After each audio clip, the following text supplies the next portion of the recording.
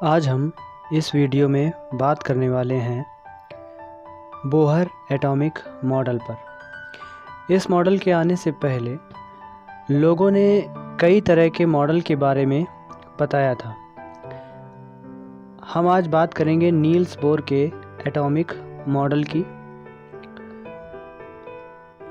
Bohr के परमाणु model से पहले परमाणु का रदरफोर्ड मॉडल भी आया था। रदरफोर्ड ने अपने अल्फा कणों के प्रकीर्णन प्रयोग के द्वारा नाभिक की खोज की थी। प्रोटॉन की भी खोज उन्होंने ही की थी। रदरफोर्ड का यह मॉडल सन 1911 में उन्होंने दिया था। इस मॉडल से हमें यह पता चला कि इलेक्ट्रॉन परमाणु के भीतर कैसे व्यवस्थित हैं। इन्होंने अल्फा कण प्रकीर्णन प्रयोग में तेज गति से चल रहे अल्फा कणों को सोने की पन्नी से टकराया और उससे निम्नलिखित निष्कर्ष बताए। क्या निष्कर्ष थे वो? उन्होंने कहा कि अधिकांश अल्फा कण सोने की पन्नी से बिना विक्षेपित हुए सीधे निकल गए, जिससे कि यह पता चलता है कि परमाणु में अधिकांश क्षेत्र रिक्त होता है, परंतु कुछ अल्फा कण अपने पथ से विचलित हुए, जिसमें से बहुत ही कम पीछे की ओर लौटे। अर्थात एक भारी द्रव्यमान परमाणु के केंद्र में स्थित होता है, जहां से अल्फा कण टकराने के बाद वापस लौटे। तो इस मॉडल से हमें यह पता चला कि परमाणु का केंद्र धनावेशित होता है, जिसे नाभिक कहा जाता है। एक परमाणु का लगभग संपूर्ण द्रव्यमान नाभिक में ही होता है। इलेक्ट्रॉन नाभिक के चारों ओर वृत्ताकार मार्ग में चक्कर लगाते हैं। इलेक्ट्रॉन और नाभिक आपस में स्थिर वैद्युताकर्षण बलों के द्वारा बंधे रहते हैं। इस परमाणु मॉडल में कमियां थीं कुछ, उन कमियों को दूर किया बोहर के परमाणु मॉडल में। तो उन कमियों की बात नहीं करेंगे हम, जो इन्होंने बताया था परमाणु में उसकी बात करेंगे केवल, नहीं तो वीडियो बहुत लंबा हो जाएगा। तो उनकी कमियां जो थीं और उनको कैसे दूर किया इसकी बात हम लोग नेक्स्ट वीडियो में करेंगे। तो बोहर का परमाणु मॉडल था। बोहर ने कुछ बातें बताई थीं, उनमें से नंबर 1 थी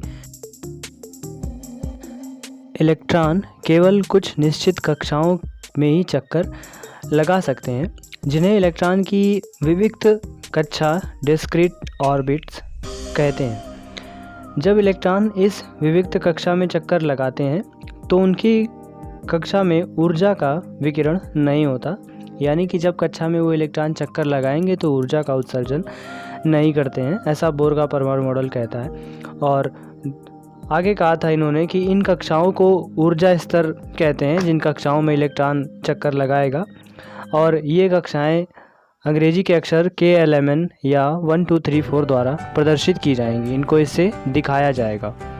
और फिर बोरबरी का नियम आया। इसमें इन्होंने बताया कि किसी कक्षा में उपस्थित अधिकतम इलेक्ट्रॉनों की संख्या 2n² हो सकती है, जहां n जो है कक्षा की संख्या या एनर्जी लेवल ऊर्जा स्तर है। सबसे बाहरी कक्षा में इलेक्ट्रॉनों की अधिकतम संख्या 8 हो सकती है, यानी कि maximum number of outer shell is 8। किसी परमाणु की दी गई कक्षा में इलेक्ट्रॉन तब तक स्थान नहीं लेते हैं जब तक कि उससे पहले भीतरी कक्षा पूर्णतः भर नहीं जाते। इससे यह स्पष्ट होता है कि कक्षाएं क्रमानुसार क्रम से भरी जाती हैं, यानी कि कक्षाओं में जो इलेक्ट्रॉनों के भरने का सीरियल होता है वो होता है 2n²।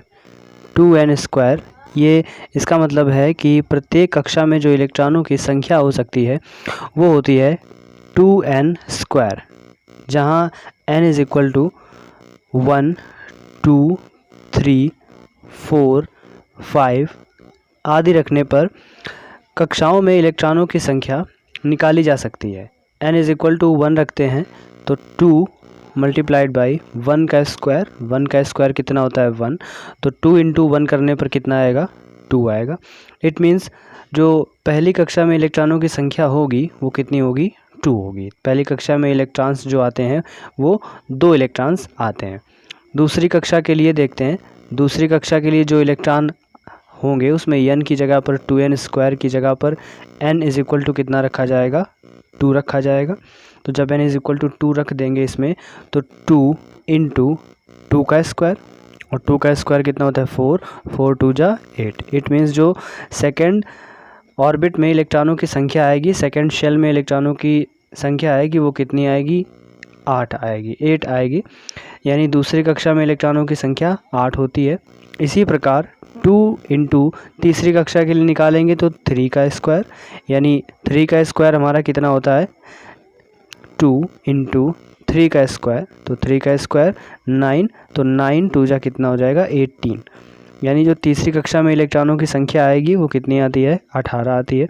इसी प्रकार चौथी कक्षा में इलेक्ट्रॉनों की संख्या 2 इंटू 4 का स्क्वायर, 4 का स्क्वायर यानी 4, और 4 का स्क्वायर कितना 16, 16 2 जा कितने 32, यानी कि 32 इलेक्ट्रॉनों की संख्या होती है चौथी कक्षा में। और पाँचवीं कक्षा के लिए देखें तो 2 मल्टीप्लाइड बाई 5 का स्क्वायर, 5 का स्क्वायर कितना 25, 25 2 जा कितने 50।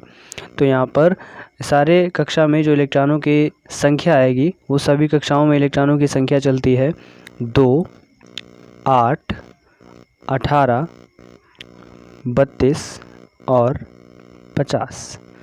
इतने ही इलेक्ट्रॉनों का इलेक्ट्रॉनिक विन्यास बोरबरी के नियम से किया जा सकता है, क्योंकि इतने ही तत्व लगभग आवर्त सारणी में अभी तक खोजे जा सके हैं।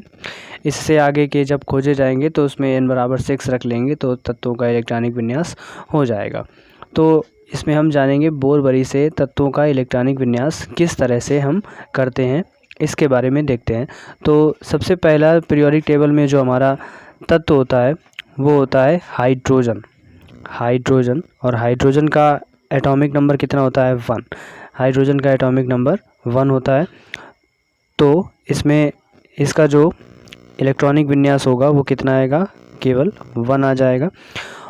इसी प्रकार सेकंड देखते हैं। सेकंड नंबर पर क्या होता है हीलियम में कितने इलेक्ट्रॉन हैं 2, तो यहाँ पर इलेक्ट्रॉनिक विन्यास का कितना आएगा 2 आएगा। इसी प्रकार तीसरा जो हमारा तत्व होता है वो होता है लिथियम का इलेक्ट्रॉनिक विन्यास करेंगे तो पहली कक्षा में इलेक्ट्रॉन कितने होते हैं 2, तो पहली कक्षा में 2 भर जाएंगे। देन इसके बाद जो दूसरी कक्षा होगी उसमें मैक्सिमम नंबर ऑफ़ इलेक्ट्रॉन्स कितने हो सकते हैं 8।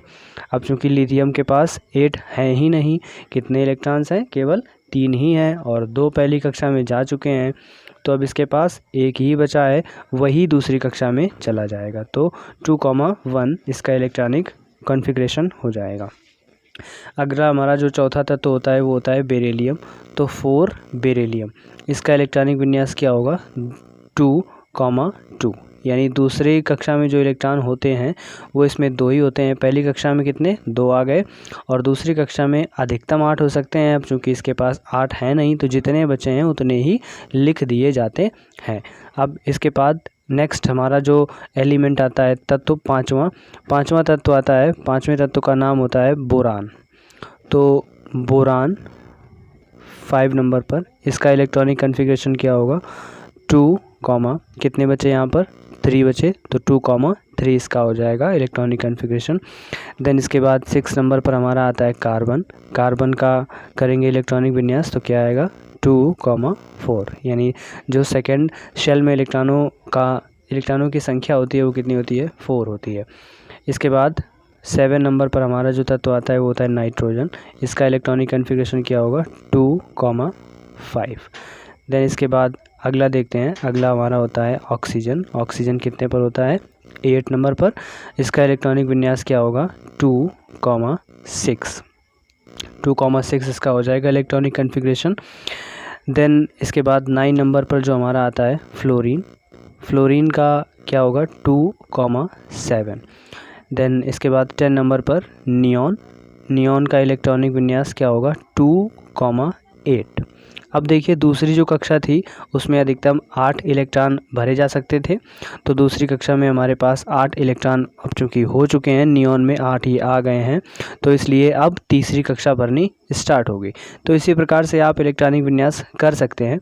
एक हम तत्व लेते हैं 14 नंबर का।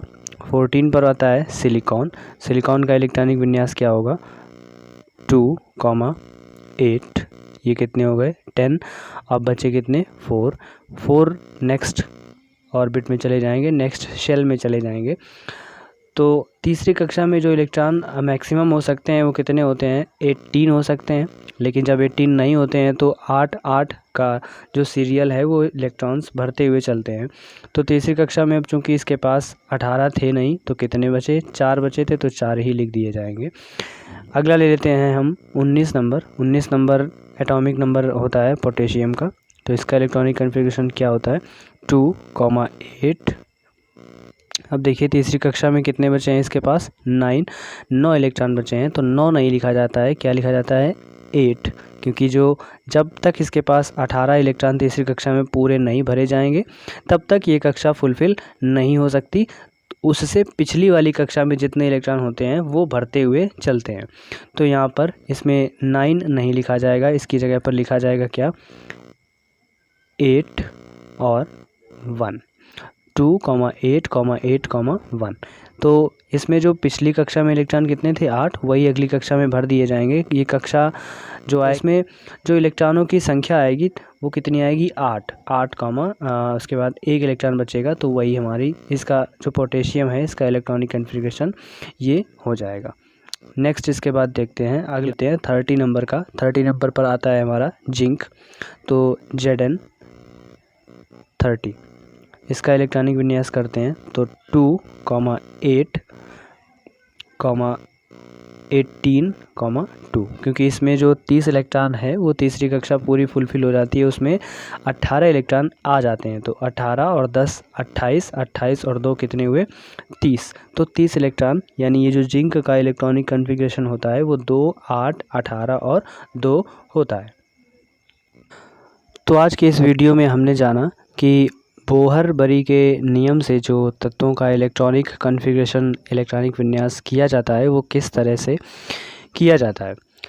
इस वीडियो में इतनी ही बात की है हमने, नहीं तो वीडियो बहुत लंबा हो जाता। तो इसलिए हम जो इलेक्ट्रॉनिक कन्फिग्रेशन अफबाउ के नियम से और पाउली के नियम से और हुंड के अधिकतम बहुलता के नियम से, तीनों को सम्मिलित रूप से जिस नियम से होता है इलेक्ट्रॉनिक कन्फिग्रेशन, जिसमें SPDF किसी के द्वारा इलेक्ट्रॉनिक विन्यास किया जाता है, उसकी बात हम नेक्स्ट वीडियो में करेंगे। So stay tune for next video. अगर ये वीडियो आपको अच्छा लगता है तो प्लीज़ वीडियो को लाइक करें, और अगर चैनल पर आप नए हैं तो प्लीज़ चैनल को सब्सक्राइब ज़रूर करें। Okay, thank you. मिलते हैं नेक्स्ट वीडियो में। Bye bye.